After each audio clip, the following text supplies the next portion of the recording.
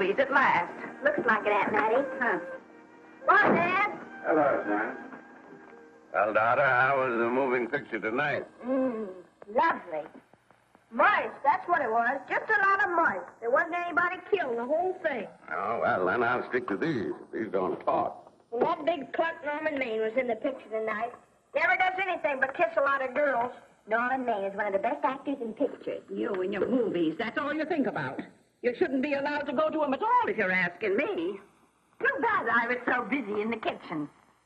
I didn't hear anybody asking you. Hello, Granny. Hello, darling. But of course, no one ever listens to me. I do if they're within 10 miles of you. Gathering around picture shows. House all cluttered up with movie magazines. And the other day, I caught her talking to a horse with a Swedish accent. Sis. We're only young once, you know. Ah. Hollywood. You'd better be getting yourself a good husband and stop mooning about Hollywood. You know what she wants to do? She wants to go to Hollywood. I've known it all along. I've seen her making faces in the mirror and talking to herself. That's what comes of your movies. Why, what would you do if you did go to Hollywood? I'd be an actress. I would, I tell you. I've always known I could. Guys, wouldn't it be wonderful to have a movie star in the family? Oh, Miss Blodgett, may I have your autograph? You may not know it, darling, but you're practically on your way to bed. Oh, Miss Blodgett, you're my favorite actress. Won't you tell me the secret of your success? Oh, let me alone. I asked her what's come over you. I'll tell you what's come over her. She's just a silly little girl whose head has been turned by the movies. And the sooner she forgets the whole thing, the better off she'll be. Why will I be better off? What's wrong with wanting to get out and make something of myself? What do you do that's so much better? Just because you're satisfied to sit here all your life, you think you can laugh at me. Well, someday you won't laugh at me. I'm going out and have a real life. I'm going to be somebody. Now, if it was spring, I'd say give her a good dose of sulfur and molasses.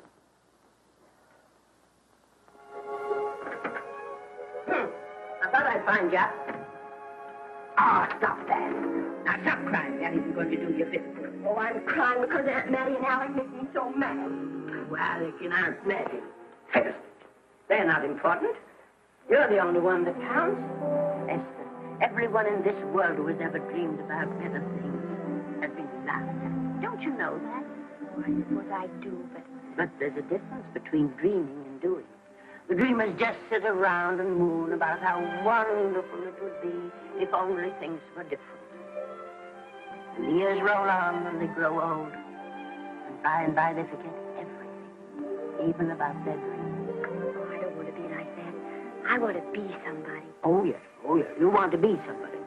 But you want it to be easy. Oh, you modern girls, give me a pen. When I wanted something better, I came across those plains in a prairie schooner with your grandfather. Oh, everyone laughed at us. They did it all the other pioneers. They said this country would never be anything but a wilderness. We didn't believe that. We were going to make a new country. Besides, we wanted to see our dreams come true. Oh, Granny, it must have been wonderful. It was wonderful. But don't you think for one single minute that it was easy, Esther Blodgett. We burned in summer and we froze in winter. But we kept right on going and we didn't complain because we were doing what we wanted to do. Can you understand that? Yes, I can. Could you do it? Could you do it even if it broke your heart? Because remember, Esther, for every dream of yours you may come true, you'll pay the price in heartbreak. Oh, I know what I'm talking about. You may not believe it, but I was a young girl once. A very pretty young girl. A lot prettier than you are. And I was in love with your grandfather.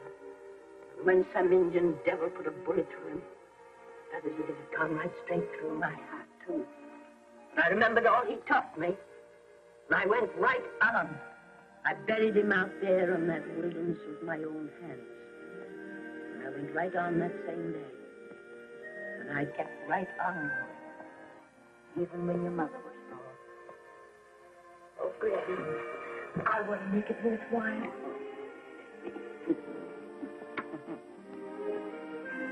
You know, Esther, there'll always be a wilderness to conquer. Maybe Hollywood's your wilderness now. From all I hear, it sounds like it. But if you've got one drop of my blood in your veins, you won't let Mattie or any of her kind break your heart. You'll go right out there and break it yourself. That's your right. Here. Oh, here. Stop that nonsense. Here. Take this and go to your Hollywood. Oh, I can't take your money. Why not? It's your savings. Well, I was only saving up for my funeral. Now I don't think I'm ever going to die. Oh, Granny, how can I ever thank you? By giving me your word of honor that you'll never tell a living soul where you got that money. I promise. Remember, if you do, I'll have you arrested for robbing me.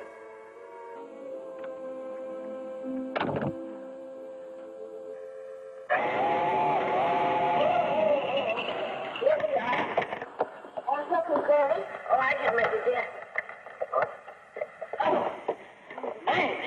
Oh, I just glad goodbye. Just a little kiss and didn't even wake up. I bet you didn't try that on your Aunt Mattie. Oh, Aunt Mattie. Think of her face when you tell her. I am thinking about it. I've waited for that chance for 30 years. There she is, girl. Oh, I think you do.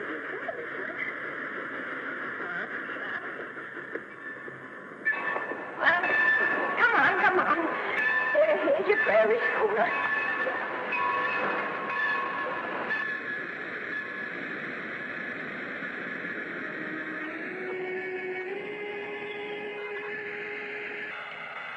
All aboard. Go on. Goodbye, Granny. Goodbye. I'll be waiting for you in those movie pictures. Don't tell Mattie. You know, my eyes are not as good as they used to be, but my ears are all right. So you remember, talk up good and loud. All aboard. Bye. Bye. Bye, Granny. Bye.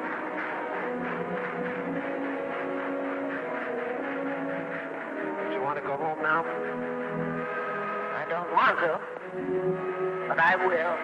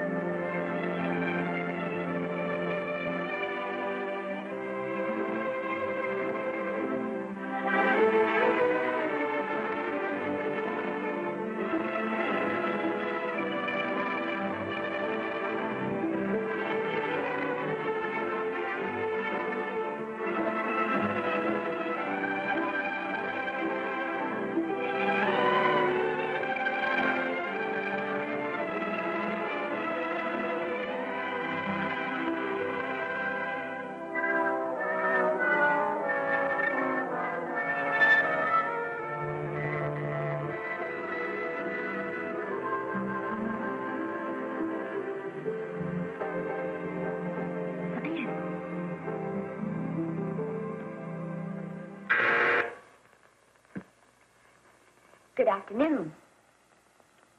Day, week, or month? Well, it's a little hard to say. You see, I'm going into the movies. Well, you better take it for a week. It'll break your jump to Beverly Hills. Are all the studios really near here? All except Gaynor British. I suppose the best way to get a job is to go straight to the studios, isn't it? Mm-hmm. I have many illusions, you know. I'm perfectly willing to begin with a little bit of a part, or even as an extra. $6, please, in advance. Oh.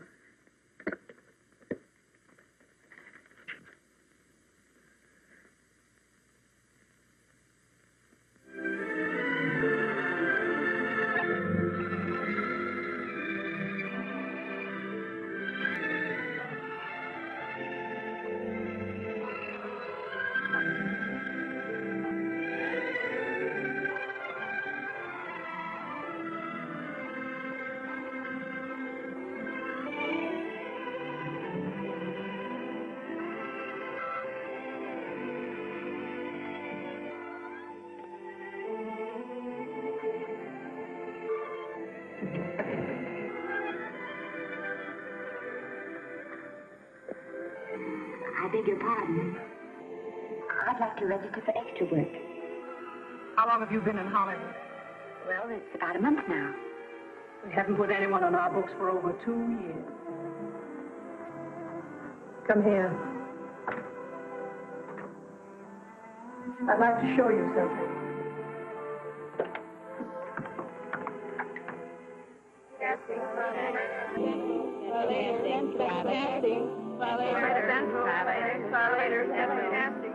Every time you see one of those little lights flash, it's somebody asking for a job.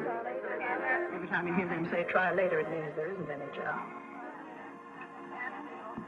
Can't keep the girls at the switchboard long. They go crazy. Every one of those little lights thought it was going to be a star.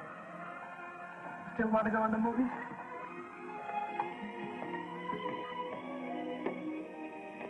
You know what your chances are? 1 in 100,000.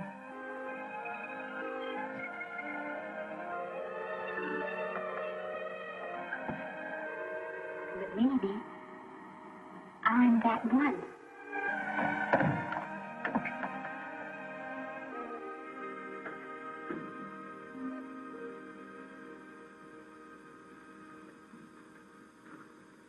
Any phone calls for me, Mr. Randall? Oh, no. Jesse Lasky and Sammy Golden must be writing letters instead. How's the luck today? And there wasn't any. Maybe you don't go at it in the right way. Now, take Danny McGuire here. He knows the ropes. Don't you, Danny? Sure, I've had him around my neck for years.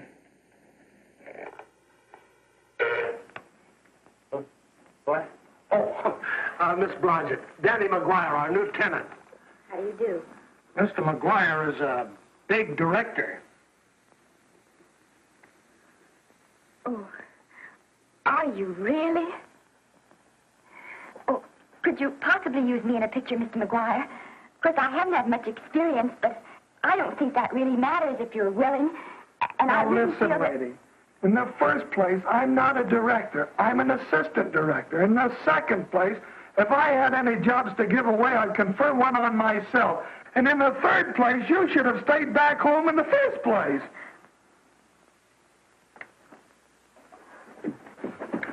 Oh, no, what have you done? Hey, wait a minute. Hey, don't be that way. Don't do that. Gosh, I didn't mean to get tough, but a guy thinks he's being kidded when somebody asks him for a job and he hasn't got one for himself. After all, I'm not a big enough shot to hurt your feelings. I'm sorry. It wasn't just that. It was a lot of things.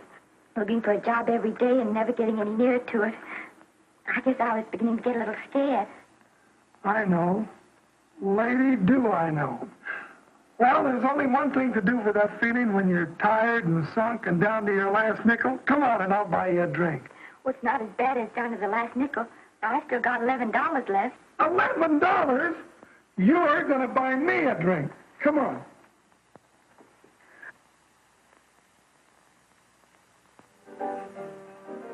That's right, George. There's nothing like a little rum to take away that milk flavor.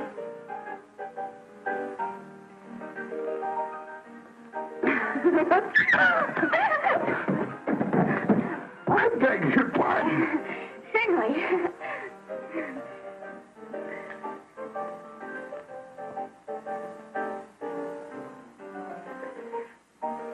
sign my contract, the first thing I'm going to do is see that you direct every picture I'm in. That's my pal. Of course, I'm going to be perfectly nice about it, but I'll just insist. Now, that's the way to talk. Don't let them lick you. Oh, I should say they can't lick me. If they try anything like that, what? I just won't sign. Now, that's right. What have you got to lose? Another one of these and we'll open our own studio.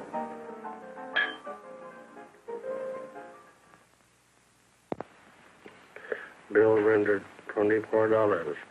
Past due. Remit without further delay. Me.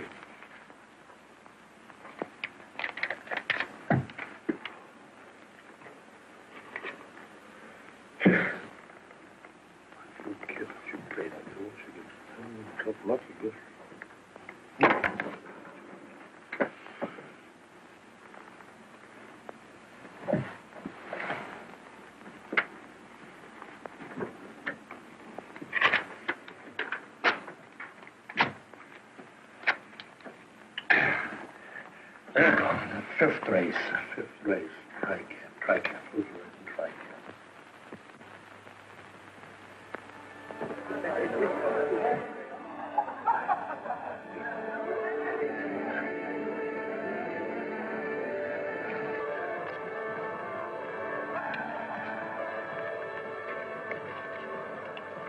Hey, the program's going to be swell tonight.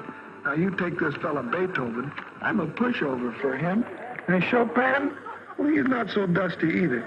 But I kind of wish that once in a while they'd play something you could sort of go out whistling, you know, like Blood on the Saddle, Blood on. Well, there's a tune. Hey, why don't you throw your hat in the air or something, can't you? This is a celebration. My job starts tomorrow. I know it does, and I think it's swell, Danny. Gee, I wish you were in on it, too. But oh, no, it would have to be a war picture with those big novelty numbers. A war picture without any beautiful women at the front. Oh, well, something will happen soon. Maybe. Why don't you go home, kid? Oh, Danny, I can't do that. I came here, and I've got to stay. Well, now, if it's on account of money, I can... Thanks, you've given me enough already. Anyhow, this is no time to be worrying. This is a party. Look at all the people. Everybody in the world. That's Norman Maine.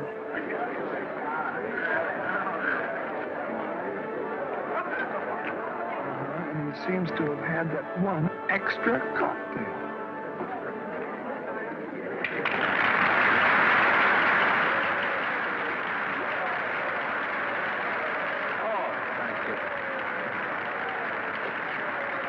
Sit down, you dope. That's from the orchestra leader.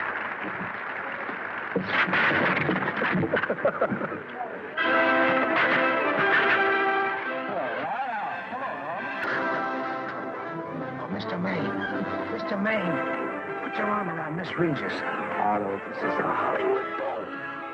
Oh, afraid of crowds. Go on, get out. What's the matter? You getting too big to bother with photographers? Don't want any pictures taken now. Oh, is that so? What's the person I take it anyway? Well, shove that brownie number 2 of yours down your throat. Thank you, Mr. Maine. No, stop it!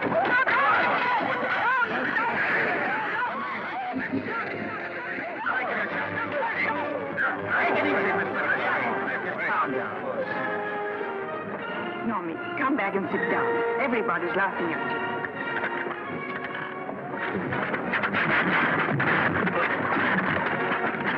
All right. Hi, Norman. Is he always like that? Well, I suppose he has to sleep sometime.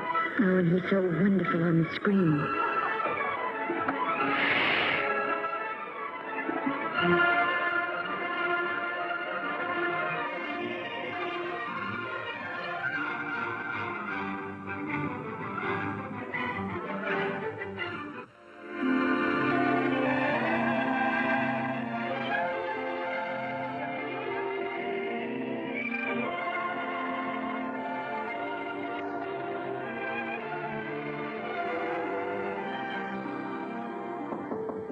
Come in.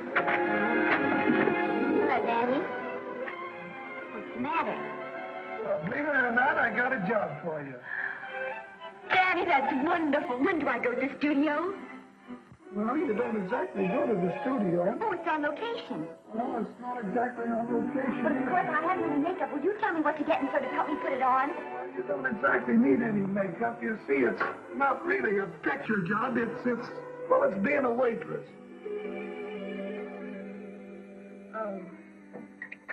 Well, it's kind of a picture job if you look at it right. You said it was a waitress. Well, it's waitressing for Casey Burke, the big director over at our studio. He's giving a party tonight to kind of celebrate on account of finishing the picture, and he wanted me to get him an extra waitress, and it's $5. And I thought of you right away, Esther. That was awfully sweet of you, Daddy. Well, there's going to be a lot of big people at Burke's house tonight, and I bet you there's any number of big directors. And if you're there, maybe they'll notice you. I could make them notice me. Sure you could, Esther. It's your chance. My chance. All right, Daddy, I'll do it. Oh, but I can't. I haven't got the right things to wear. Oh, yeah. Now, you don't think the wardrobe department's right next to my office for nothing, do you? A perfect fit.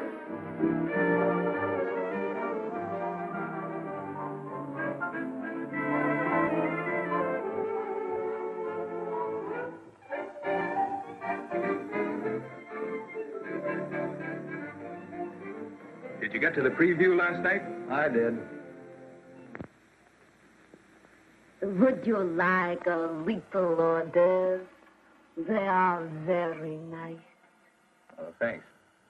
Well, what did you think of the picture? They should have saved it for Thanksgiving. What a turkey.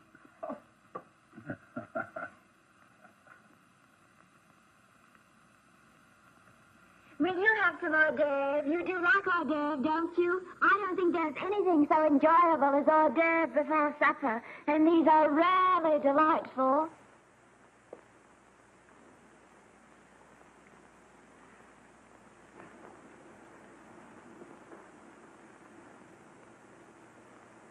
And at the finish, the kid turns around and sings a lullaby to its mother.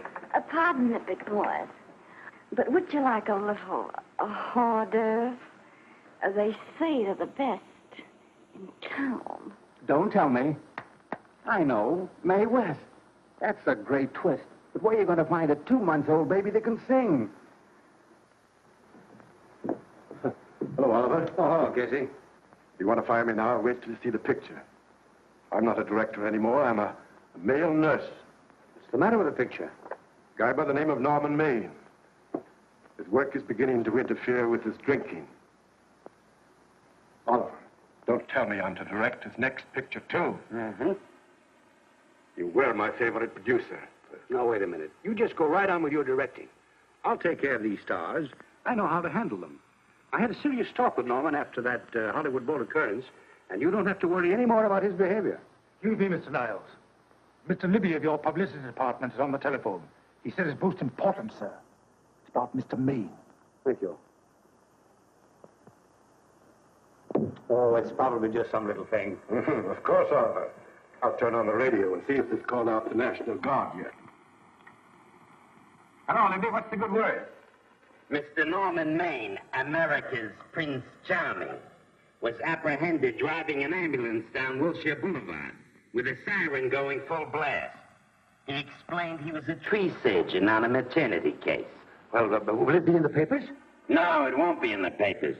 But that's a nice, expensive hobby of yours, keeping Mr. Maine's informal entertainments out of the public press. Oh, that's fine work, Libby. Try and see that no one gets to Norman. He's probably home sleeping it all of him. Why can't you forget those dopes at the studio for one night? Business, business all the time. I don't know what's going to become of you. Norman! Why didn't you call for me? Oh, by golly, why didn't I call for you? In case you've forgotten, I was supposed to come here with you. Oh, that's all right. I got here without any trouble. The only reason I don't slap your face. Yes, darling, I know. Hello, John. Oh, hello, man. What's the matter with Oliver? He looks as if he'd had bad news. Hello, Mary. What's the matter, old boy? Maybe I'm wrong. I guess I've been drinking too much lately. Oh, you have to cut it down. It's bad stuff. Scotch and soda.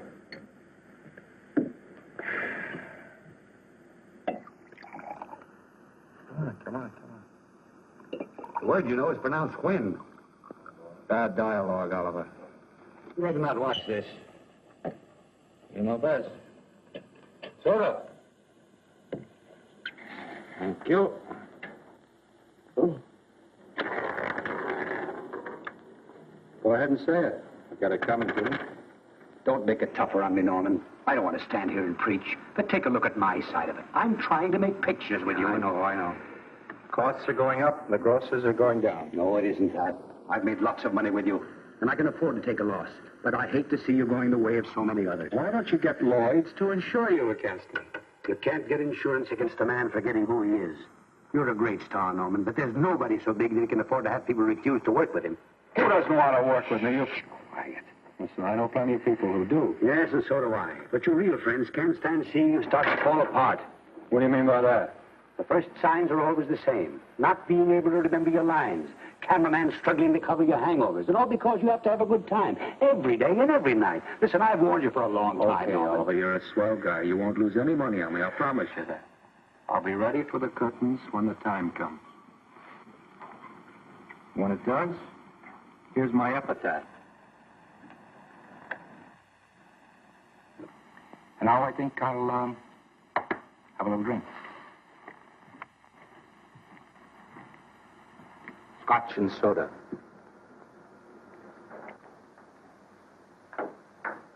Scotch and soda. Ooh.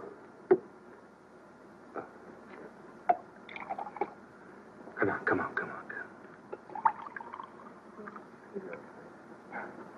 A little soda?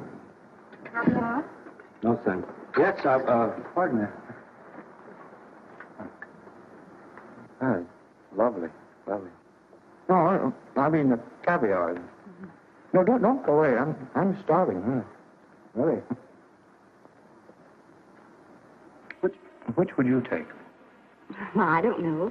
You know? I don't know either. It's hard to choose. Well, I think I'll take caviar. Mr. Maine doesn't care for any more. Do you know me? No. Well, Normie doesn't care for any more. I think I shall get very drunk indeed.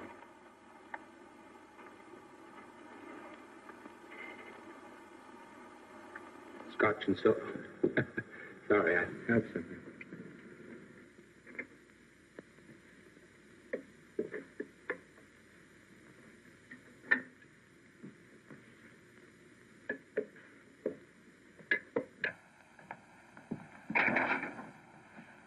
Oh.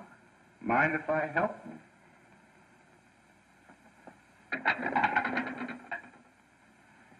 Won't they miss you? Oh, no. They'll just look under the table, and when they see I'm not there, they'll forget the whole matter. Hey, what's your name? Esther Blodgett. My name's Maine. I know. You do? What's so funny? I was just thinking about all your fans and how surprised they'd be to see you here helping me put plates away. Oh, they don't know my finer side. You'd be pretty envious of me, meeting you this way in person. Oh, you do? Well, tell me, are you disappointed? Yes. Now you've done it. Oh, never mind that. That makes the room look lived in. Tell me, why are you disappointed? I was sitting behind you at the Hollywood Bowl the night you didn't want to be photographed. Yeah. I'm told I crept into many a heart that night. Oh, I can never explain this.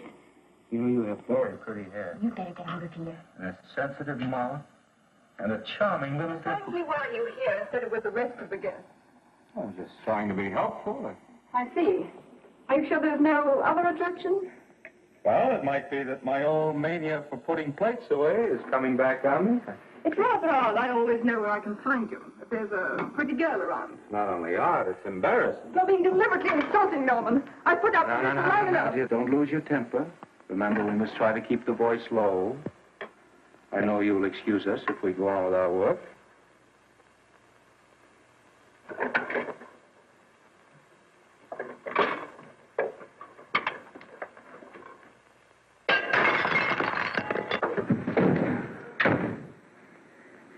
Now see what you've done.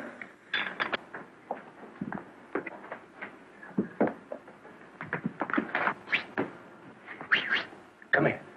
Help me up. Are you hurt? No more than usual. Come on, the wolves are on us. We gotta get out of here. Oh, I can't. The dishes aren't finished. Oh, yes, they are.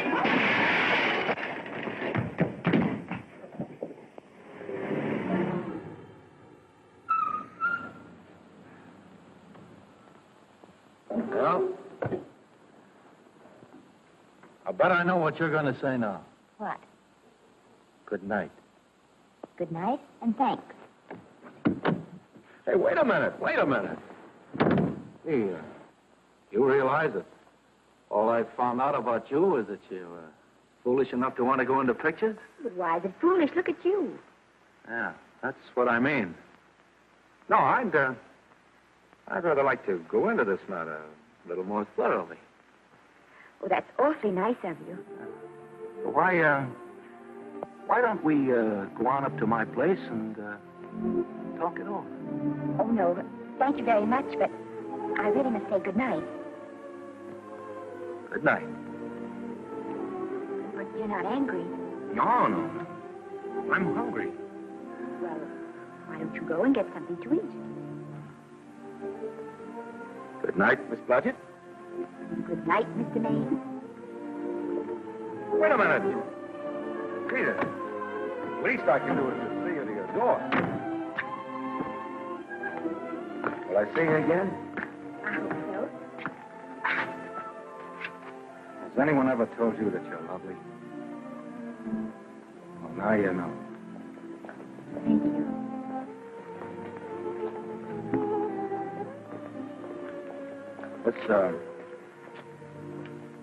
It's hard to say, but I want to say it anyway. You know, on the screen, in private life, you know. But whatever I do, I still respect lovely things. And you're lovely. You understand? Yes, I think I do. And it isn't that bump on the head that's doing this. Well, I'm glad.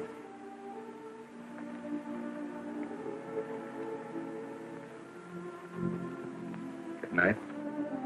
Good night.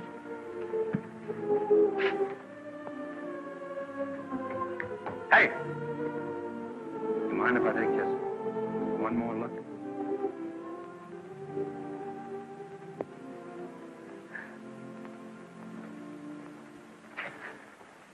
Go away. Quite impossible.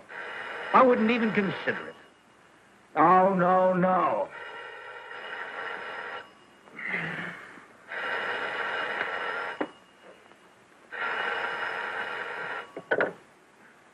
Hello?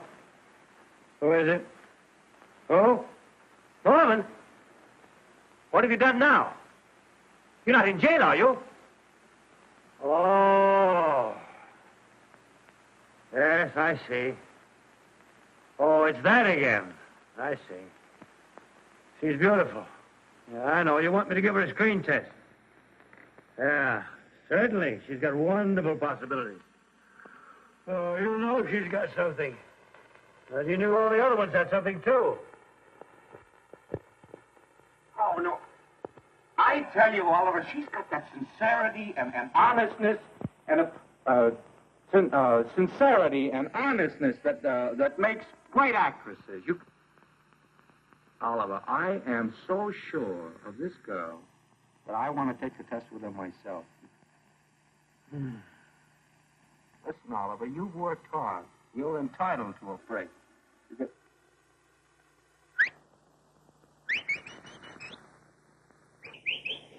Yes, I heard you. Anything. Yes. Yeah. Oliver, look, you try to get a little sleep now, old man. All right, boy. Good night. Now, come.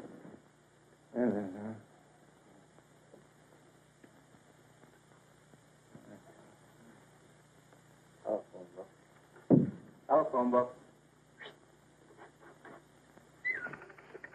Hey, telephone. Hey, Olive, telephone book.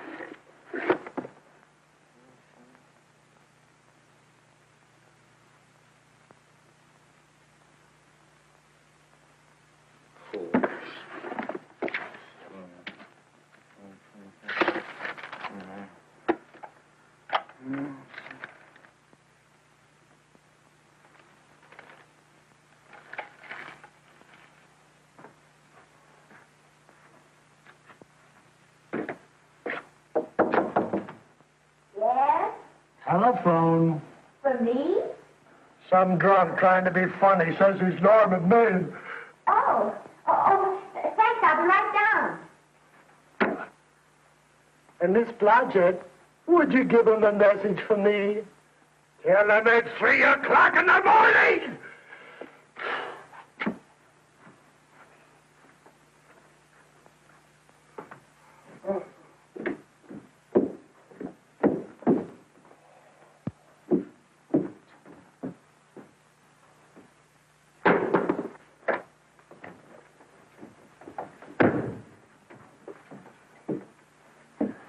Hello?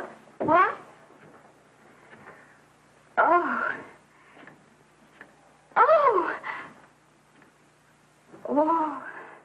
Oh, yes. I'll be there. Oh, thank you.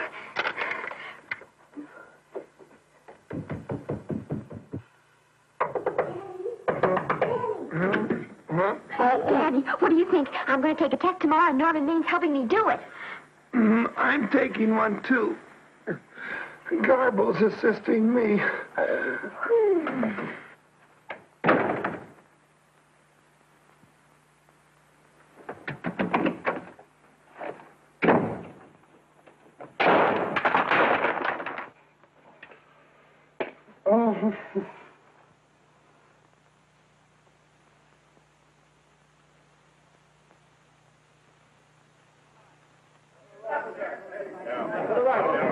Move that gobo in. We're just still coming out broad. No, the Yankees. Is this light too hot for you, Hanley? Okay, but cut down on your backlight. Put a double on that 90. Bring it down a little. That's it.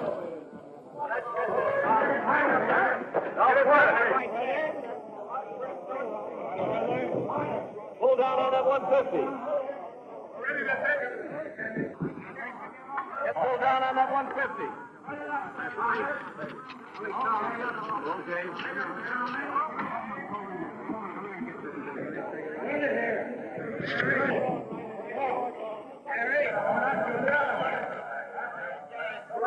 Bring me an apple box. Listen, gentlemen, please, if you don't mind.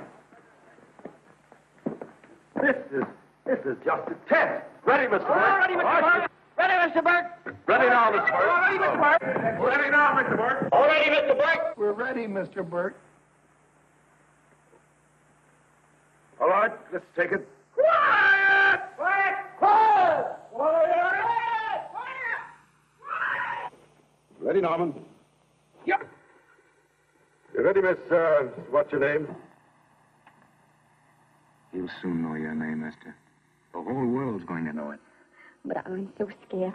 Maybe I better not try today. Oh, come on. Now, don't be foolish. They all had to go through this. Harlow, Lombard, Myrna Loy, and now Esther Blodgett. All right.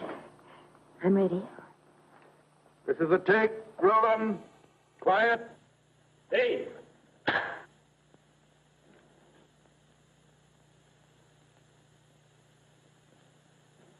I may as well tell you that my whole organization thinks I've gone a little nuts to sign you. Well, maybe they're right. I've been nuts before. You see, all the experts seem to think that your type is a little mild for present-day taste. But I rather believe that tastes change, like eyebrows.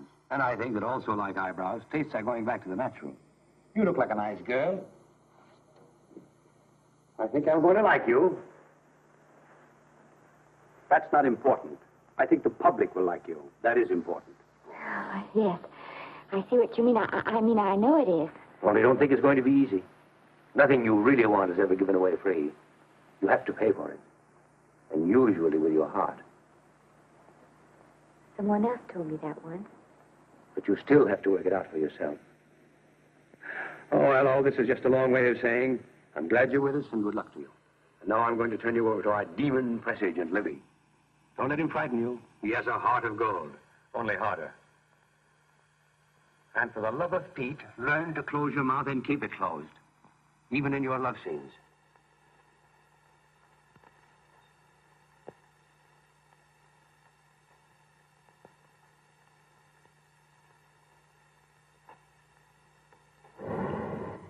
Are you a Russian? No, I was born in Fillmore, North Dakota. Oh, no. First saw light of day in a mountain cabin, a trapper's hut, high up in the Rockies. Go on. Well, I always wanted to be an actress.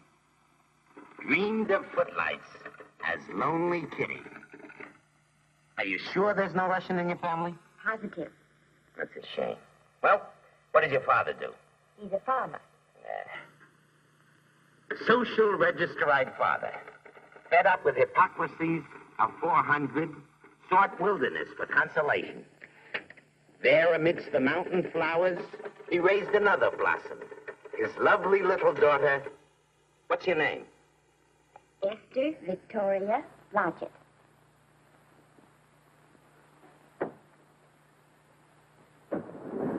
Greatly appreciating your attention to this matter, very truly. Do you know what her name is? Esther Victoria Blodgett.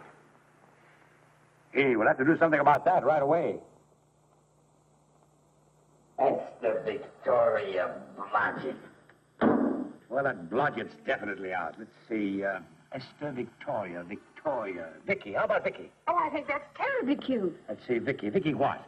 Vicky, pronounced Vicky. Siesta, Besta, Sesta, Desta, Festa. Oh, that's very pretty. Jesta, Hester, Desta, Lester. Vicki Lester. Oh, I like that. Say it. Vicki Lester. Say it again. Vicki Lester. Say it again. Vicki Lester. Say it. Vicky Lester. Say Vicki Lester. Vicki Lester. Vicki Lester. Vicki Lester. Vicky Lester. Flash. Alban Isle Studio discovers new starlet, a Cinderella of the Rockies. Her name is Vicki Lester. Those who have picked tell me she couldn't be more divoon. The face of an angel and such natural talents. Her voice is a symphony. Her very walk, they tell me, is enough to drive men mad. Not that way. Get the lead out of your feet. Lift them up.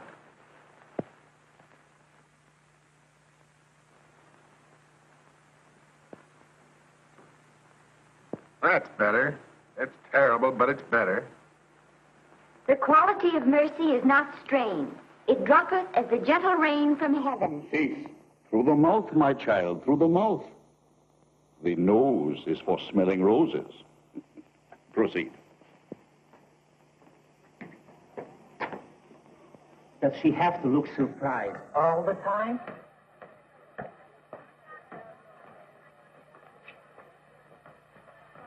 Anyway, it's just a rough sketch. Pretty small mouth, eh? Oh, well. Give her that Crawford smear.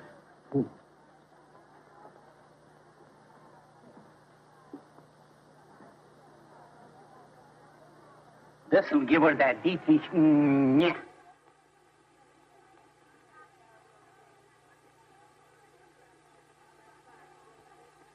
We're on the wrong track. She still looks surprised.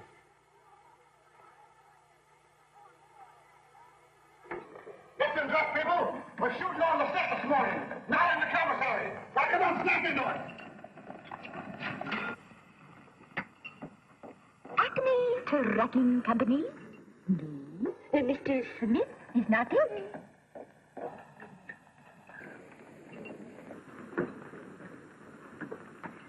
Acme Trucking Company. No. Mr. Smith is not in.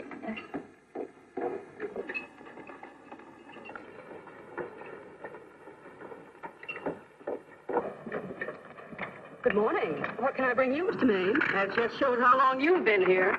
Mabel, bless you. How soon are you and I going to be married, huh? I don't know. You'll have to ask my mother.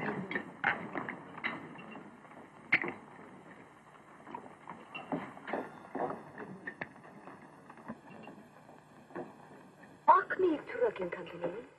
No, Mr. Smythe is not in. Acme Trucking Company? No, Mr. Smith is not in. Acme? No, Smith ain't in.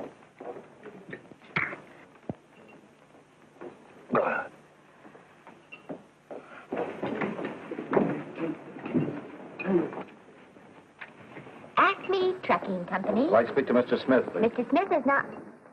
Oh, Norman.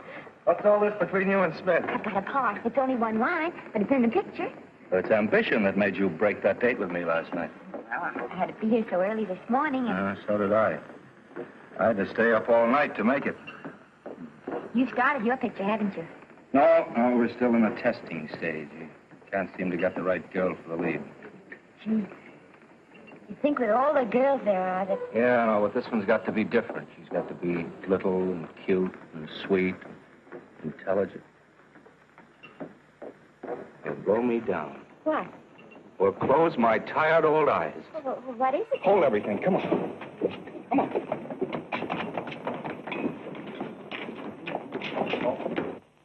Well, you've been through the whole casting directory. I'll work day and night, Mr. Niles. And I'll work with her, Oliver. I can be mean or nasty or anything you want, Mr. Niles.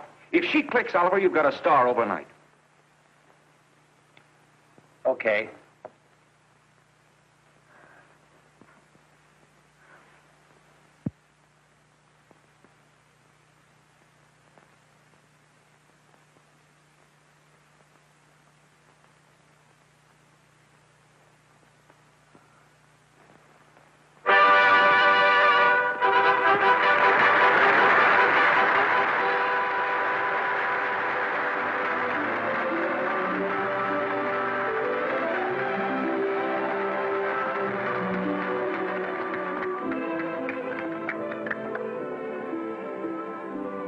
Wait till you hear them at the end of the picture.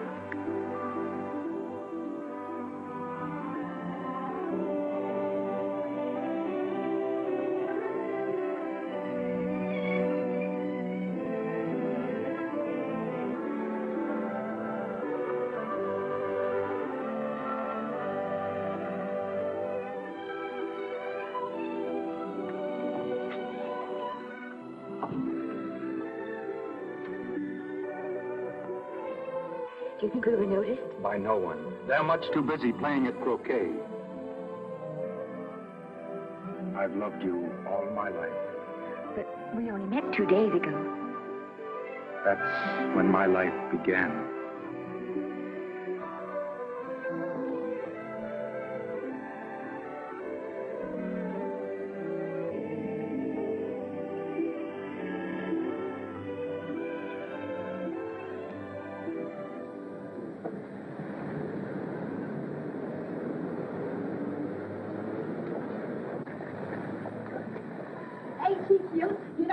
she's the same type I am, don't you? I think she's sweet. Well, it's Vicki Lester's picture, all right. I think she was much better than he was. These producers are so horribly down. They won't know how good she is. Well, maybe it's because she's a good girl. No, Maine's not so bad, but it's Vicki Lester they'll go to see. Darling, I think she's the most precious little thing I've ever seen. It's a knockout, Libby. You might mention that when you write your review. That Lester kid's a gold mine. Didn't you like Norman Maine? Was he in it? Libby, I'm afraid we have another hit. It's in the bag, neatly tied up with beautiful pink ribbons. Hey, where are Norman and Vicki? I don't know. I thought you had them. Wish they'd come. We're having a party at the Trocadero. Isn't it thrilling running away from people? Norman, it's so exciting, So new. A star is born. Come on, run.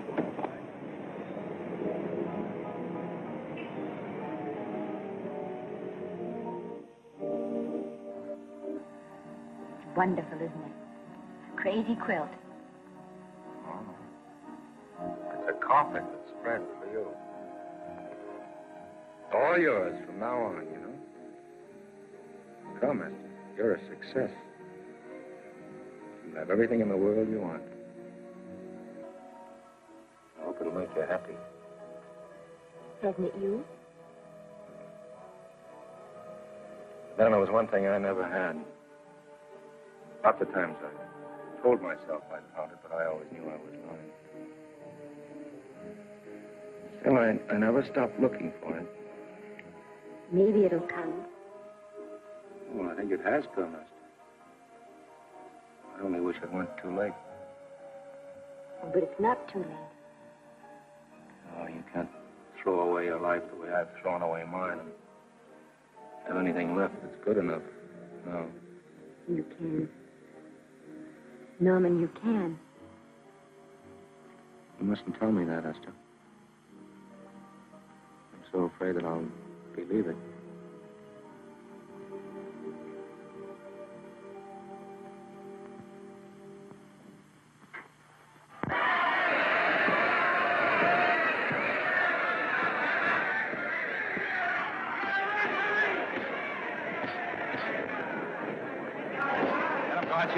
Switch your right. Swell, isn't it? Lovely. What's got you again? Don't you hear me, Gotcha? Shoot your right!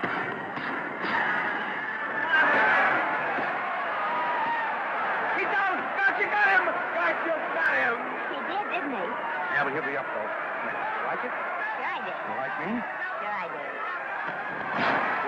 That reminds me, will you marry me? No, thank you. Come on, Gotcha, finish him. Why won't you marry me? Wasn't that dependable? Hey, shoot your right! Throw away your money? Break him up in there, break him up. Drink so much. Suppose I quit drinking. Yes? Come on, gosh, you shoot the right in there, the right. Suppose I save my money. Yes? There he goes, let him have it. Suppose I became absolutely dependable on all occasions. Yes?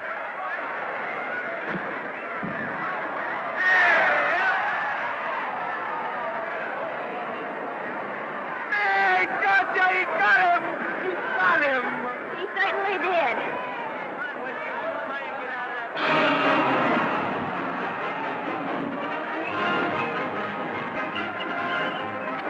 That's a beautiful fight. Norman, Gotcha. would you do all that for me if I said I'd marry you? No, certainly not. I was just supposing. We're going to be married. Guess I didn't read that line right. I'll try it again. We are going to be married. Both of us. Yeah, to each other. What do you think of that? Well, when? Where? Well, we thought we'd elope in the conventional manner. What's the matter? It's trying to decide whether it's good for the studio. Is it? It is. And bless you, my children. When's it going to happen? Oh, we thought we'd just sneak out sometime. We're not telling anyone but you. Listen to this. The screen's ideal romance blossomed into breathtaking reality today when Vicki Lester and Norman Maine, America's dream lovers, slipped quietly through the portals of holy matrimony. How does it sound? Horrible. But you see, we're going to elope. Sure you are. It'll be the biggest elopement this town ever saw. We'll get a tie-up with the Army. Have you escorted all the way down to Yuma by 20 of their new bombing planes. Is he going with us? Don't you think we can work this thing out better alone? No sense in bothering the happy couple with all the details. I'll see to it that you get a carbon copy of the whole layout. I can hardly wait. I'm sorry we didn't realize that we were in the way. While you're settling the details, you don't mind if I take this woman out and buy her a ring? Sure, go ahead. We want everything legal. That's a charming match. A nice girl like Vicki. And public nuisance #1. Now, wait a minute, Libby. Norman's all right. And if you'll pardon my pointing, Vicky's business is her own. It doesn't require any comments. I wasn't making any comments. I just said it was a rotten shame. So go ahead and plan the elopement. Oh, that elopement stuff is out. You can't get any scope in that. We're going to have a wedding. Where'll we have it? Customary place, I believe, is a church. Nah, it's been done. This has got to be something big. The beach. I can visualize it. The bridesmaids in bathing suits. 20,000 Santa Monica school children spelling out the word love. It's a novelty, but is it big enough? Why not the city hall? A police escort of every motorcycle cop in town. Sirens screaming, confetti pouring out of buildings like the Lindbergh reception in New York, only on a big scale. What's the matter? Isn't it big enough? And now, if any man can show just cause why these two may not be lawfully joined together, let him now speak, or else hereafter forever hold his peace. Do you, Alfred Henkel, take this woman as your lawful wedded wife? Will you love, comfort, honor, and keep her in sickness and health as long as you both shall live? I will. Do you, I beg your pardon, do you, Esther Blodgett, take this man as your lawful wedded husband? Will you obey, serve, love, honor, and keep him in sickness and health as long as you both shall live? I will. Place the ring on her finger. Hurry, please. Now, by virtues of the power invested in me as Justice of the Peace of San Bardo Township, County of Los Angeles, I pronounce you man and wife.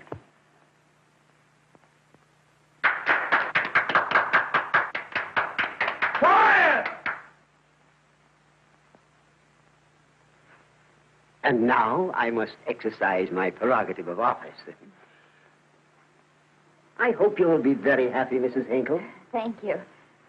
Thank you, sir. Oh, Thank you Danny. very much. Now, if you'll please sign the license. Oh, yes. You know, Mrs. Hinkle, I can't help but believe I've seen you somewhere before. Oh, really? Well, I believe this is the first time I've ever been in San Bardo. You know, your face is familiar, too, Really? Mr. Hinkle. There you are, sir. Thank you very much. Oh, Here's your thank you, receipt. sir. Thank you. Goodbye. Goodbye. See you again. Yes, goodbye. No, I don't. Let me know, see. No.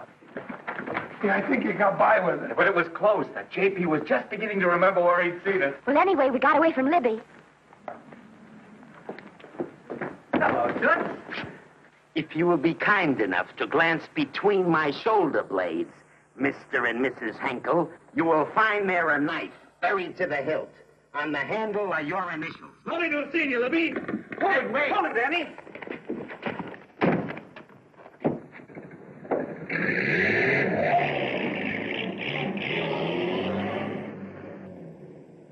There go a couple of rats I raised from mice. Well, they got a right to get married, haven't they? I haven't got any right to double-cross the public, and I haven't done it yet. Hey! People versus Porky Washington. We're charged with violating Section 600. Young man, you're in contempt of court. Operator, get me the Los Angeles Tribune. I've a good mind to put you under arrest. Wait till I make the score. You wait, too. Tribune, give me the city desk. Johnny, this is Matt Libby. I got a flash for you. Norman Maine and Vicki Lester were married at 2:30 this afternoon. Vicki Lester? Court recess.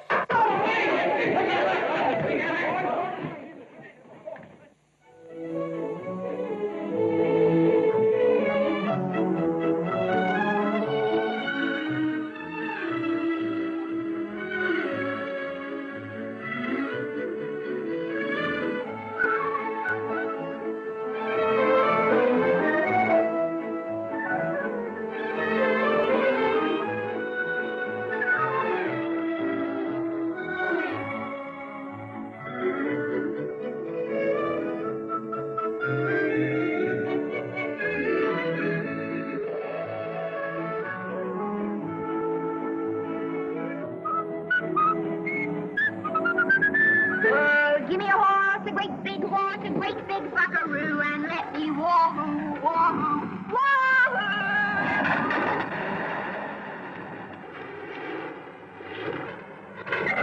Wahoo!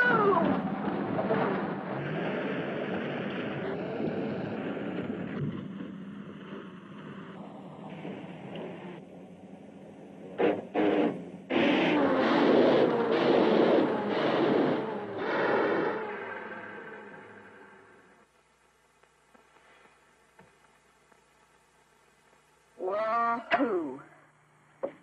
Wahoo. I don't want to sound immodest, but I think I've stripped the gear. Well, sit down, won't you, and let's get acquainted. We'll probably be seeing quite a bit of each other from now on. No. Might just as well break the ice now as later.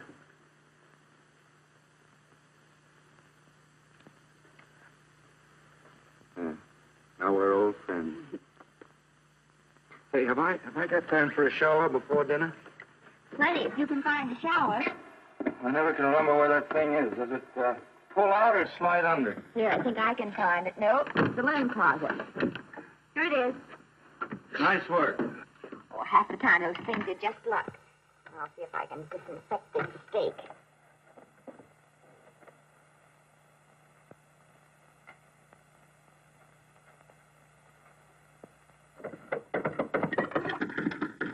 Hey, Esther, there's no soap. Here. Thank you. Oh, and Esther. Yes, dear? I'll need a washcloth. How you fix the cigarettes? You know I never smoke underwater. Well, what do I do to make this thing work? Pull that gadget at the top and pray for rain. Well, I can't reach it. I can't get my hands up. If you've gone in there with your arms down, you'll never get your bath. Unless you're a contortionist.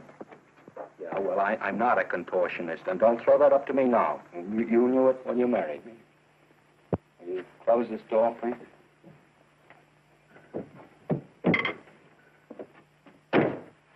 Thank you.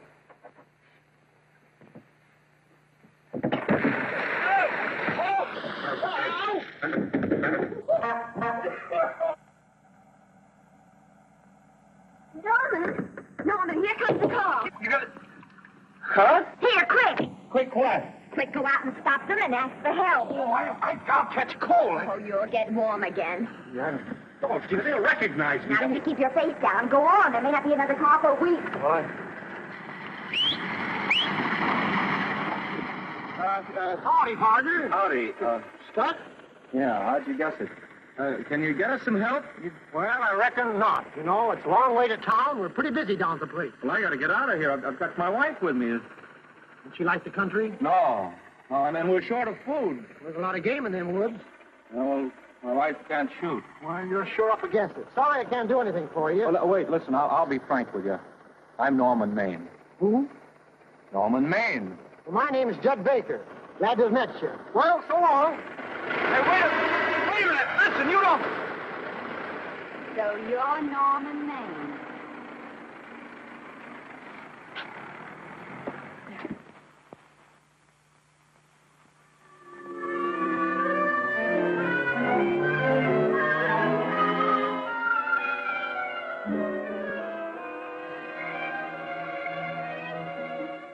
I got my prestige to look out for.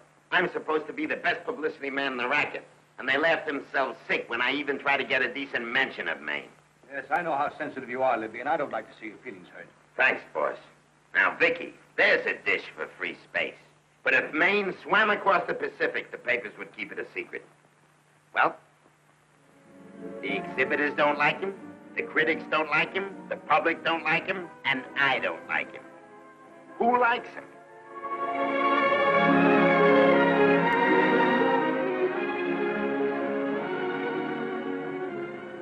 Oh, but, darling, this is almost too much of a surprise. And there I was in my touching innocence, thinking we were going to live at the beach house. Oh, we'll still keep the place at Malibu. But this is special. This is our castle. It used to be in the air, you know? Well, we'll never use any ugly words like contracts and pictures and careers. When we come in those gates, we'll check the studio outside. Come on, I got another little surprise for you.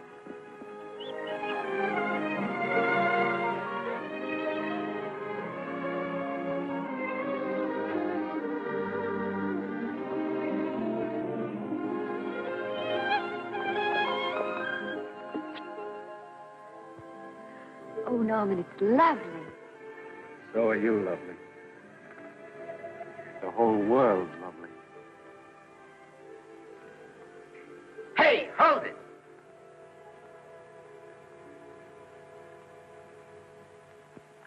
That's it. Caption: their honeymoon never ends. All right, let's get some pictures. Now, if the bride will sit here and the groom stand behind her, we'll have something unique. Now let's go after something different. You sit down and she'll stand up. Pretty radical, isn't it? Yeah, but in a nice way. Okay, Otto, fire.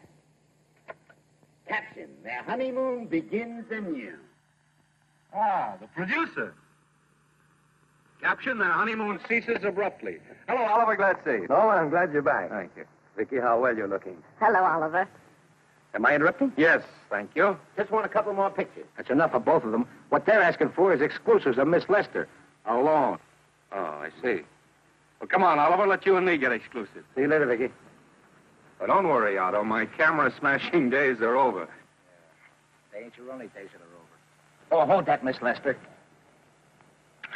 Gorgeous. Well, Oliver, how's the dividend situation? Very pleasant. I think we'll show $2 million on the next quarter. Oh, smart move of mine to sell my stock, eh? Oh, well, when you need money, you need it. Well, some people save up for just such an event. There's bound to be a rainy day occasionally. Yeah, but as a citizen of California, I've always refused to admit that. Yes, I know, but still it does rain. Well, anyway, you can thank me for some of those dividends of yours. Mm-hmm. Oh, can't you? Oh, sure. That was a little too quick, Oliver. What's the matter? The Enchanted Hour was a smash hit, wasn't it? Well, it made Vicky a star overnight. Yes, it should have. How about me? Oh, let's talk about business at the office, Norman. Beautiful pool you have here. Beautiful. Oh, now let's talk about it here. Didn't they like me? Well, maybe the pot wasn't just right. It was the best part of the year. Look, Oliver. You think I'm slipping? Can you take it? Go ahead. The tense is wrong. You're not slipping. You've slipped. My fan mail's still big. Norman. Fans will write to anybody for a photograph. It only costs 3 cents for a stamp, and that makes photographs cheaper than wallpaper. But every 25 cents they pay for a theater ticket buys them the right to be a critic. And your last few performances, Norman, have not pleased your critics.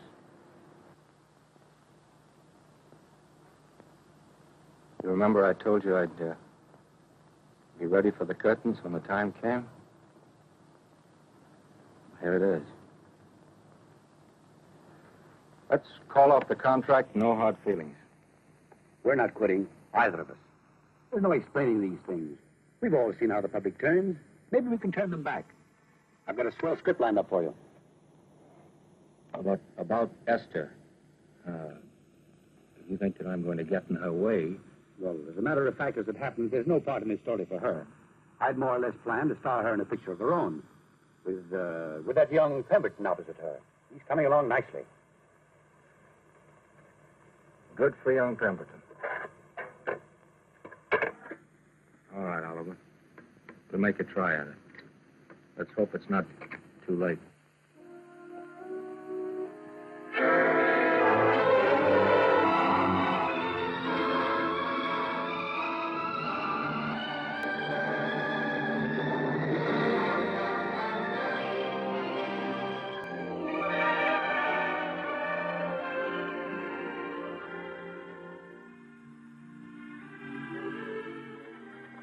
No argument. I'll buy those. The screen's most finished actor. I'll say he's finished. He keeps them away in droves.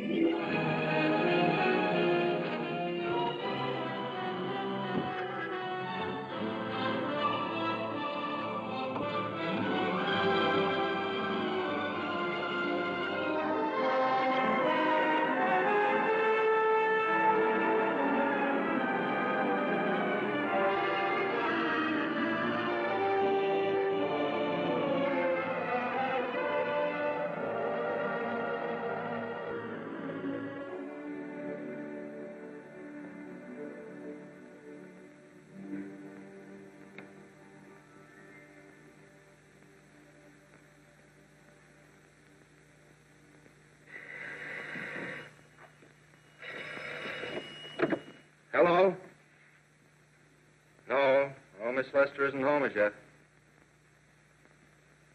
No, I'm not the butler.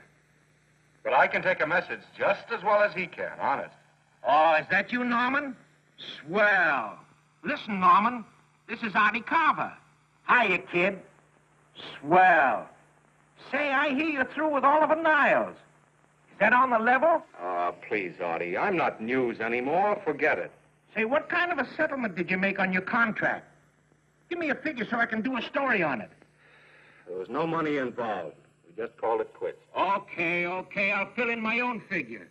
Say, by the way, I've been trying to get an interview with Vicki for 2 weeks, but she's always busy. How about you giving an old pal a break by speaking to her for me? Sure, I'll ask her. Swell. So long.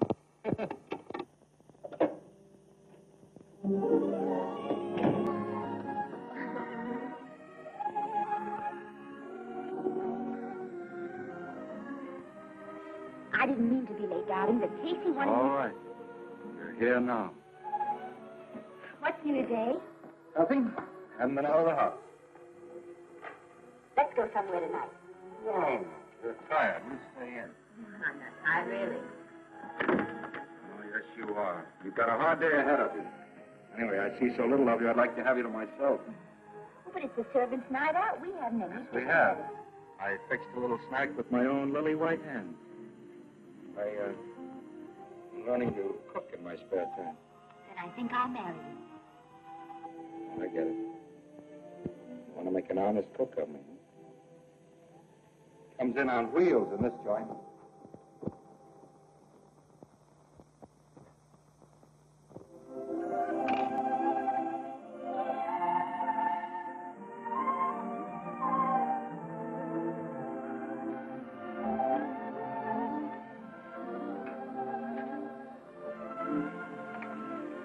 Yeah?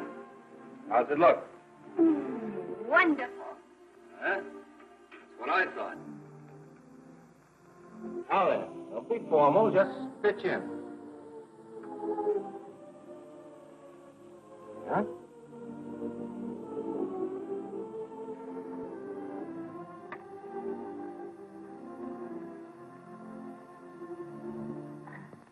I'm afraid my mouth's not quite big enough. I'll measure it next time and make them to size. A little hard to lift, too. In fact, I think I'll take those measurements right now.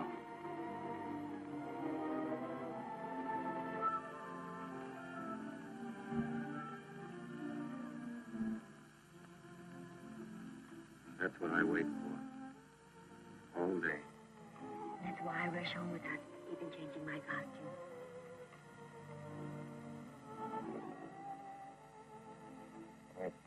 We're forgetting that we're hungry. Would you like a sandwich? Thank you. I still have a little work on this one.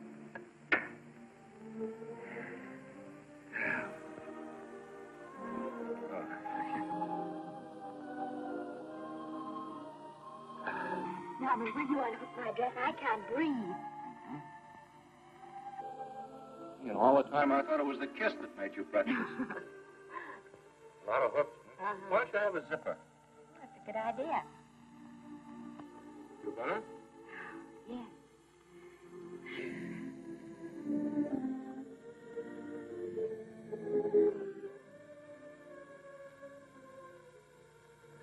Don't look now, but I think that guy on your left is in love with you. I hope so.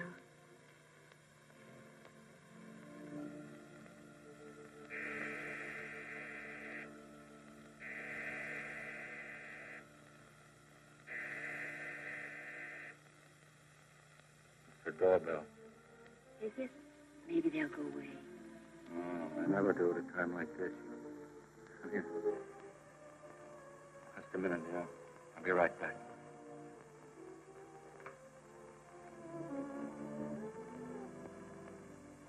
Does Vicki Lester live here? Yes. I got a package for her. I'll sign for it. Who are you? I'm her husband. Oh, sure. I'm right here, Mr. Lester.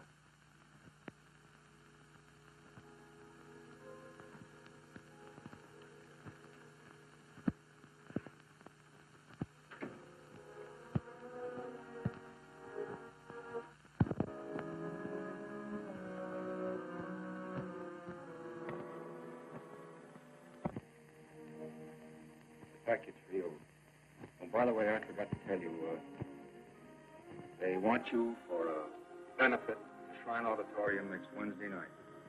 I told them I'd ask you.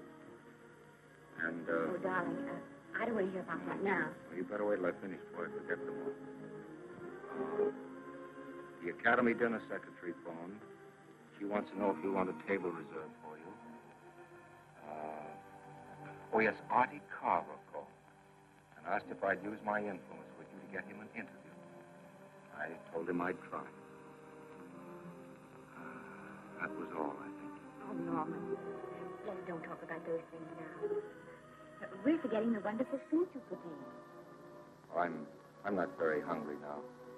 I think I'll fix me a little drink. But no.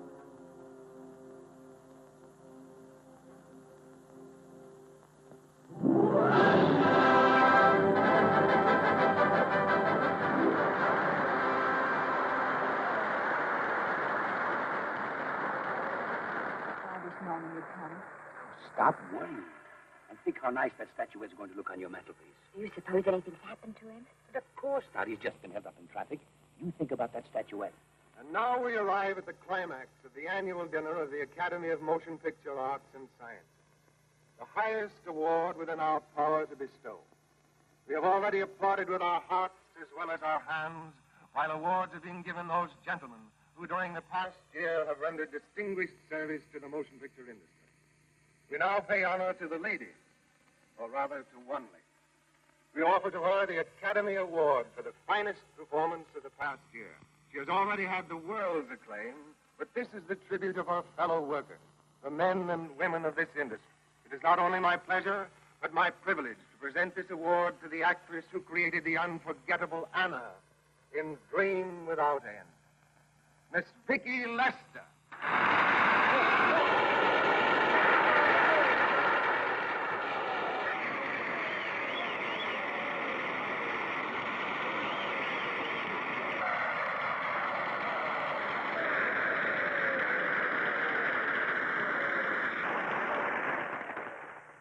What more can we say, Miss Lester? This says it all for us.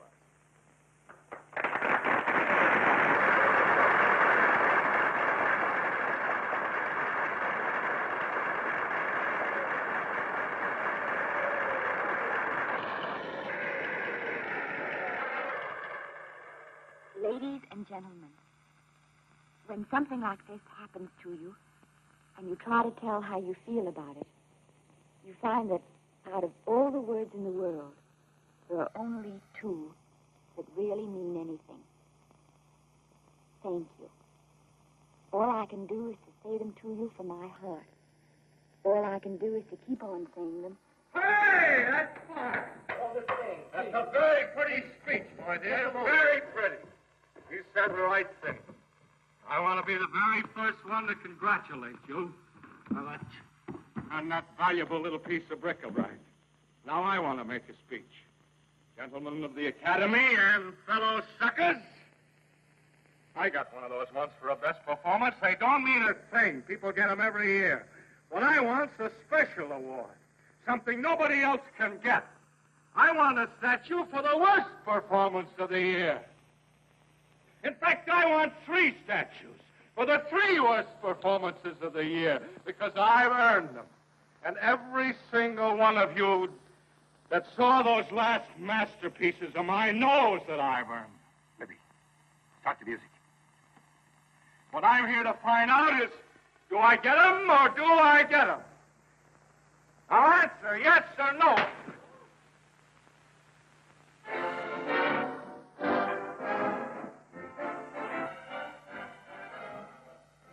Norman, darling, let's go and sit down.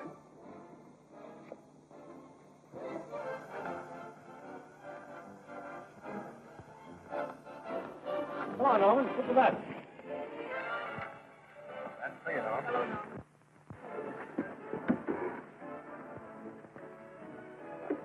Well, Norman, how are you? Hi, Oliver. My dear, do let me congratulate you. You must be terribly proud and happy tonight. Thank you.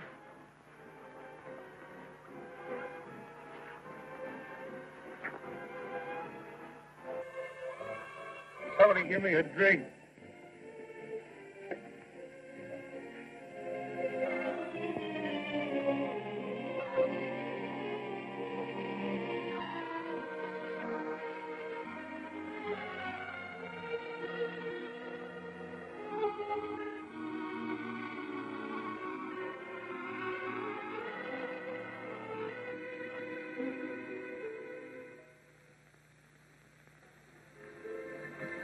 Oliver, nice of you to come to my dressing room. Vicki, how are you? I've missed you. Everyone missed you. Have a nice trip. Well, a 3-month tour of the theater circuit scarcely comes under the head of pleasure. But the way they're screaming for your pictures all over the country. Miss Lester, if I may talk shop, you are a knockout. Thank you. It's good to hear that. You've been crying. A little. How's Norman?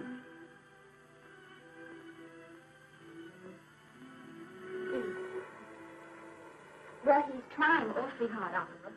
Letting Norman leave this studio was the hardest thing I ever did. There was nothing else I could do. I know. Has he been... Is he all right? He's gone to a sanitarium. He really wants to stop drinking. And I think he could only... Well, perhaps if he could start working again, there would be some encouragement. Oh, Oliver, could you do that? Oh, thank you. But he mustn't ever know I told you. He won't know, and you mustn't worry. I want you to keep up your good work in this picture. I'll try, Oliver. That's the one thing I can do for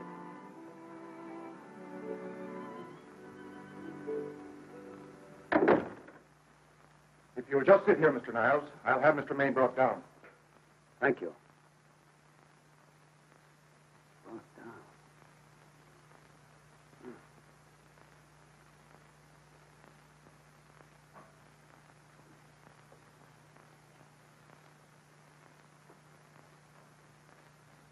Hello, Oliver. Welcome to Liberty Hall. Hello, Norman. Well, no, Mr. Niles isn't slipping me a case of scotch, Cuddles. This is just a handshake. This is Cuddles, Oliver, my social secretary.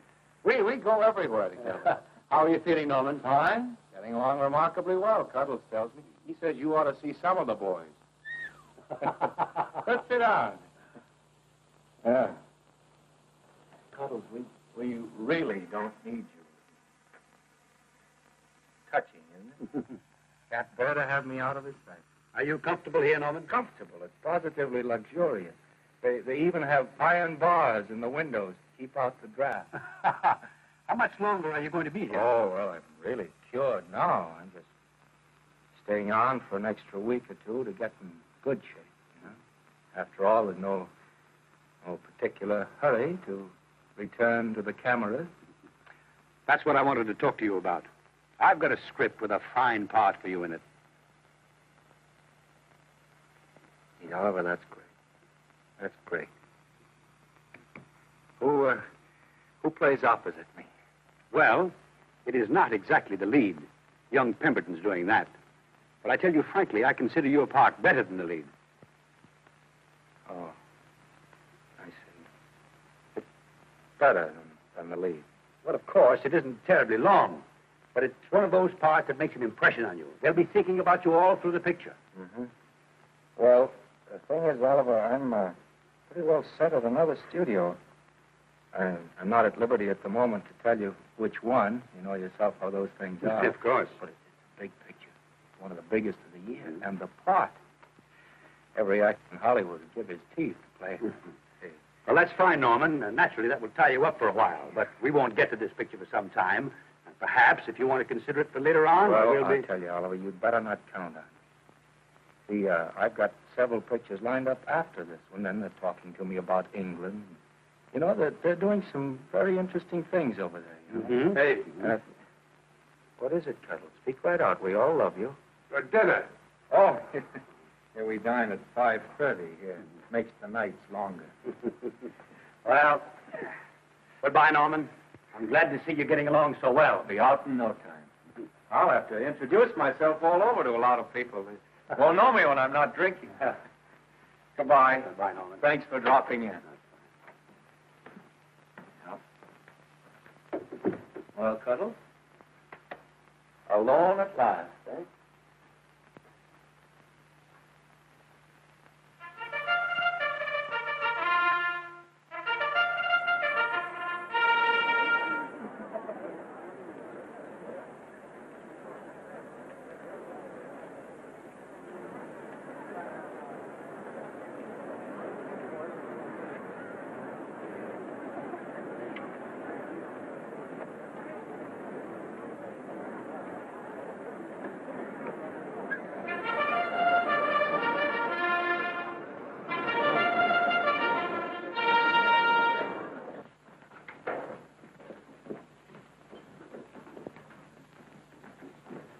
Bert? Sam? How are you, Marion? Oh, hello. Hello. Hello, Normie. Glad to see you. How I hate to run into these has-beens. They give me the creeps. Me too. He was good while he had it. And he had it quite a while. Hello? Hello, Mr. Maine. I haven't seen you in a long time. Oh, I've been resting. Ginger ale, please. Ginger ale and what? Ginger ale and ginger ale. A new leaf? A whole new book. Thank you. Scotch straight. Hello, Libby. Why, it's Mr. America of yesteryear. Do they let you wander about now without a keeper? Oh, sure. I'm a trustee now. Didn't expect to find you at Santa Anita. What do they do with the actors while you're away? Oh, they cut them into slices and fry them with eggs.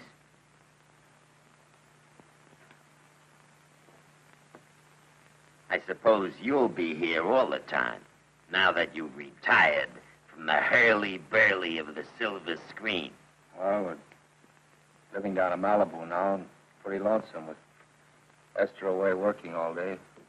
Well, I wouldn't squawk about that if I were you. It's nice to have somebody in the family making a living. Oh, wait a minute, Louie. I don't want to forget that we're friends. Friends, my eye.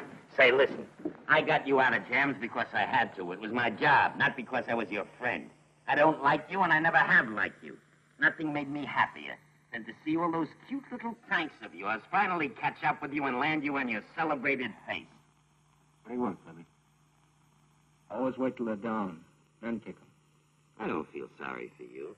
You fixed yourself nice and comfortable. You can live off your wife now. She'll buy you drinks and put up with you even though nobody else will. Wait a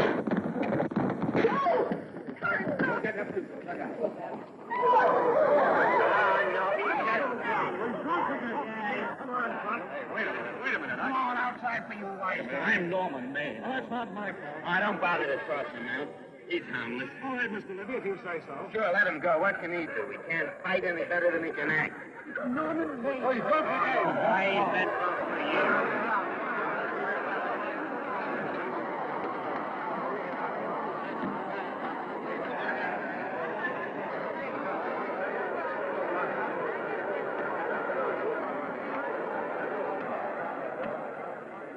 Give me a scotch. Double. Leave the bottle here.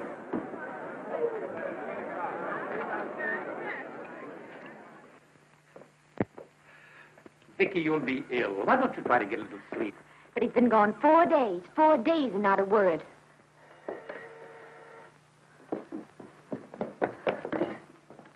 Oliver, I can't. Hello? No, this is Oliver Niles speaking. What? Where? Thank you. What is it? Nothing. Oliver, tell me. He's in the night court. He's been arrested on a drunk charge. Now, he's all right. He isn't hurt. I'm going right down and get him out. I'm going with you. Vicky, it isn't any place for you. And if it gets in the papers, What they'll do be... I care about the papers? I'm going with you.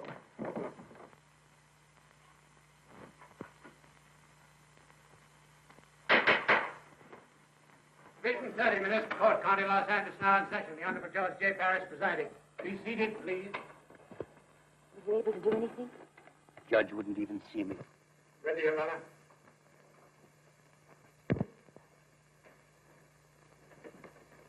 I want to advise you that you're entitled to be represented by counsel, to be confronted by the witnesses that may testify against you, to compel witnesses to attend on your behalf to a public and speedy trial by the court or by a jury, and the right to be admitted to bail. Call the first five. Gregory, Hale, Haynes, Rodriguez, Johnson. Come on, let's never be. Go ahead. Move along. William Gregory. Plain drunk, picked up at Fifth in town. Asleep in the gutter. 14 similar offenses in the past 6 months. Still at it, Gregory. How do you plead? I don't feel so good. I ask you how you feel. I ask you how you plead. Guilty, I guess. When did you get out the last time? Just before Christmas. Well, I'm sorry you'll have to miss New Year's. You'll be out in time for Washington's birthday, 60 days. Milton Rails. Plain drunk, picked up on Brooklyn Avenue, given treatment at receiving hospital, then removed to jail. How old are you, Rails? 17, sir. Did you take a good look at those men in the cell with you last night? Yes, sir. And have you taken a good look at yourself this morning? Oh, no, sir. Well, I suggest that you do. $5 or 2 days. Sentence suspended. Oh, Judge. Alfred Henkel, more commonly known as Norman Maine. Drunk and disorderly. Cracked car into tree at Sunset and Coronado. Evidently been drinking for days. Resisted arrest and injured one of the arresting officers.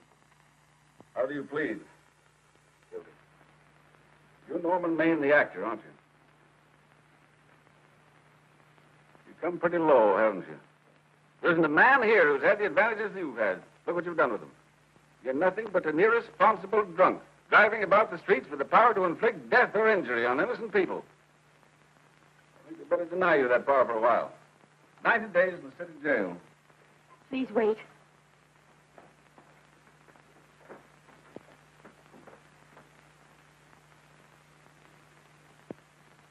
I'm his wife.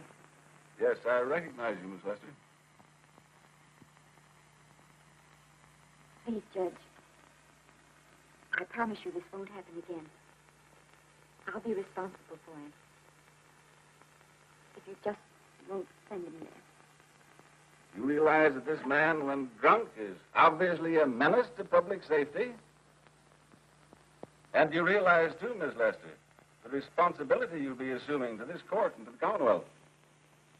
I do. Sentence suspended. Prisoner remanded to custody wife. Thank you. You can get him at the jail entrance, madam. Jose Rodriguez. Plain drunk, picked up at First and Main. Second offense. How do you plead? I think I'm guilty, Your Honor. 60 days.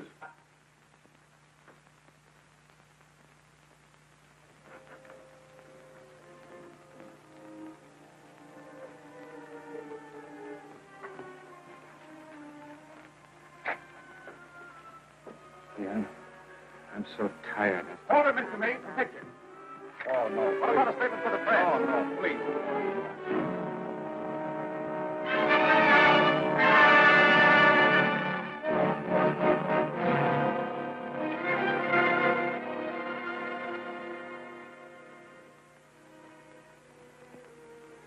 Bittersweet. Innocent all day. The best thing for him. Awful to see this happen to someone you love. And know in your heart that it can't get any better. I only know that all I can do now is stay with him and try to help him. So will I.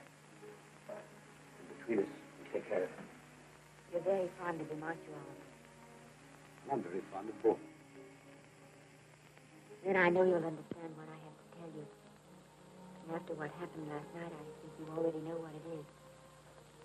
I can't do any more pictures. I'm going away for good with Norman. You can't do that, Vicki. You're at the very peak of your success. And you've worked so hard to achieve it. That's what's been wrong. And I've thought it all out.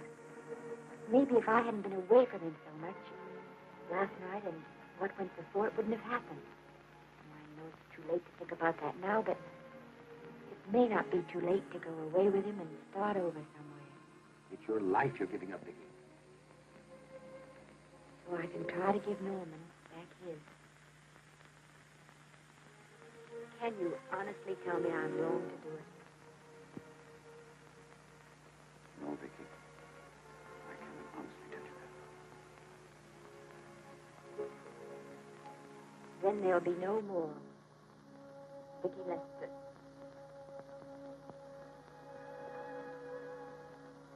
Come on, walk to the door.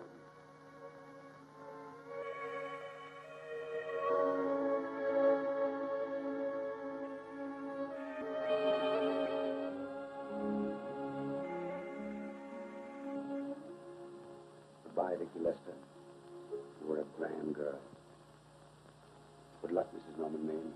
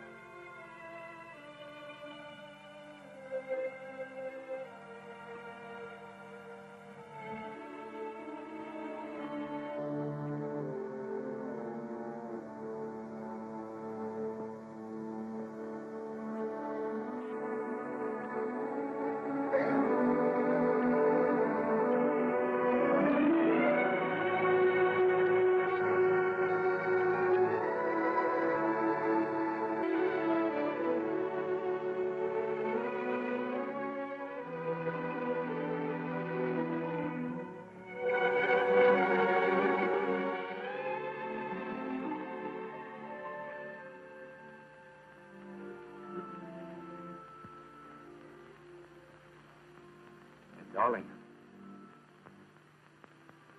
Mrs. Maine coming in to apologize again. I'm sorry, dear, but it isn't you. What other troubles have you got? None. I was just playing a scene with myself. Now, look. I'm just coming out of the jitters, and you're just going into them. This is a swell household. Isn't it? I'll tell you what we'll do. I'll promise to brace up if you'll go on the wagon. I guess I have been drinking too much. You know what I'm going to do? I'm going to be an athlete. You mean with great big muscles and everything? Well, roughly speaking. Going to join the YMCA? It costs too much. I'm going wading out in our front yard. Sure. Would you like me to go with you? Sure, if you'd like to. Norman, I don't think I will. It might spoil this beautiful, natural way. Yeah, I guess that's right. But, darling, look, could you have a hot toddy, some hot soup for me when I come back? Some hot soup. And I'll make some of those nice sandwiches. Norman, do you have to?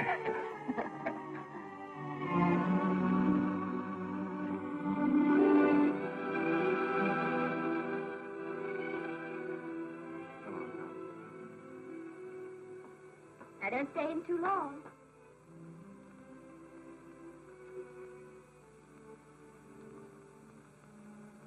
Hey!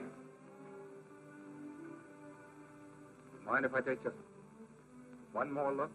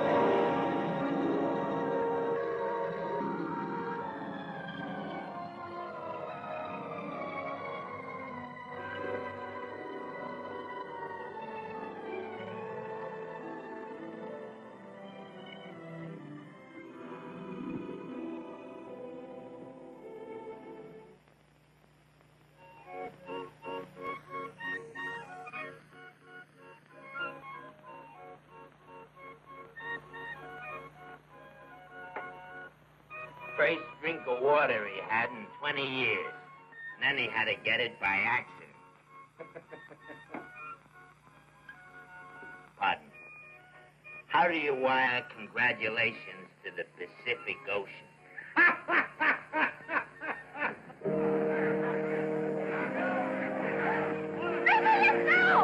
Oh, you can't see her face. Hello, Vicki.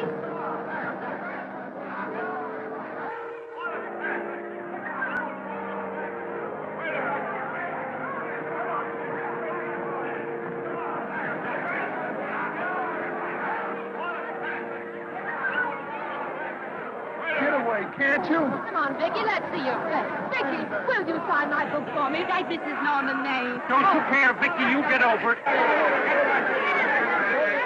Stand there, can't you? Don't you cry, dearie. He wasn't so much.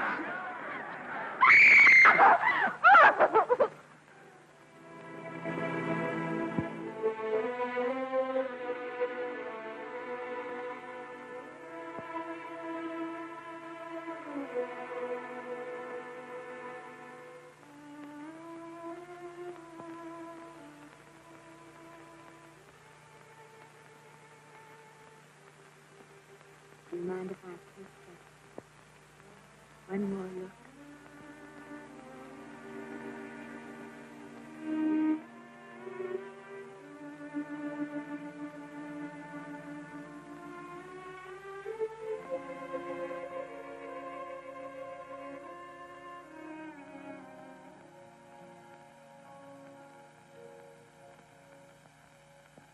Here are the paychecks for the servants, Graves. You'll find a very nice bonus in each one. Miss Lester asked me to thank you for your kindness and service. If there's anything I can do for the little lady, I should be glad to do it. She would appreciate your attending to the closing of the Beverly Hills house. Put down those trunks. Put it down, I say. Well, where is she? In the bedroom. Who are you? I'm her grandmother. Get up.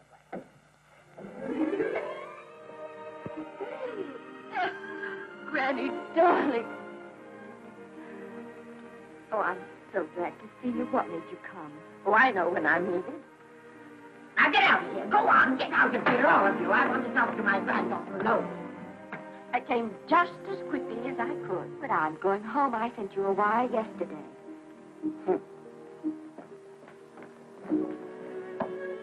Sit down. Is it true that you're going to quit the movie? I never want to hear them again. What are you running away from, little girl? I'm not running away. It's just that I can't go on. My heart isn't in it anymore. Once I told you if you get what you want, you have to give your heart in exchange. And you said you were willing. Do you remember? I remember. It seems to me that you got more than you bargained for. More fame, more success, even more personal happiness. Maybe more unhappiness. But you did make a bargain. And now you're whining over it. I don't think I'd feel so very proud of myself if I were you, Esther. I'm not, Granny. My mind's made up. And I'm sorry I gave you the money to come out here to just waste. Oh, but Granny, I was proud of you, Esther. I was proud to be the grandmother of Vicki Lester. It gave me something to live for. Now, rather than... I know. I want to be strong, but I can't go on. You must. Tragedy is a test of courage. If you can meet it bravely, it will leave you bigger than it found you. If not, then you'll have to live all your life as a coward. Because no matter where you may run, you can never run away from yourself. I never knew Norman Maine. He wrote me a very sweet letter when you were married. He said you told him how much I meant to you. And I know just how much you must have meant to him. You know, Esther, I can't believe that wherever he is, he can be very happy, knowing that his death broke the spirit of the little girl he praised me so highly for raising. And I can't believe that he can be very proud, knowing that all his great love did for you was to make you a quitter. The car is ready, Miss Lester. We'll have to go now to make the train.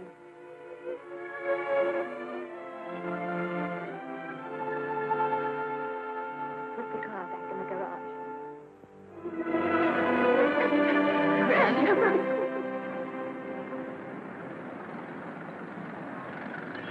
The entire picture industry has come to the Chinese theater for this opening tonight.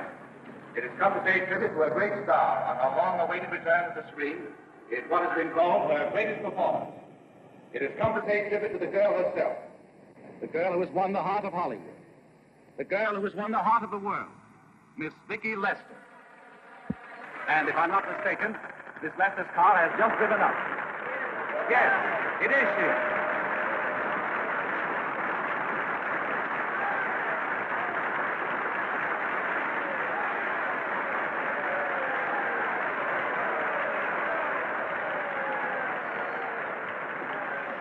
This doesn't scare you too much. I scare very slowly, young man. Just a smile, folks, please.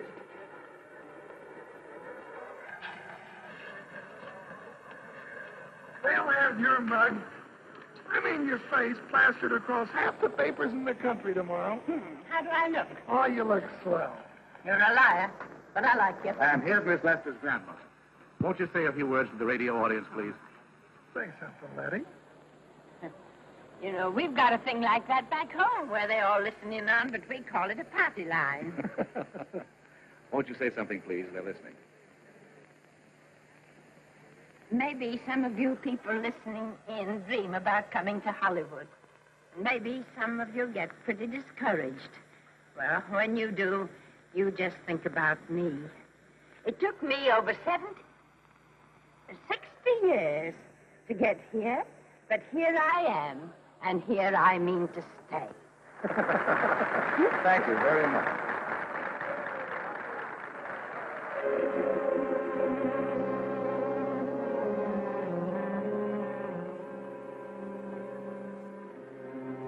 Miss Lester. This microphone is on an international hookup. Throughout the world, your fans are hoping that you'll say a few words to them.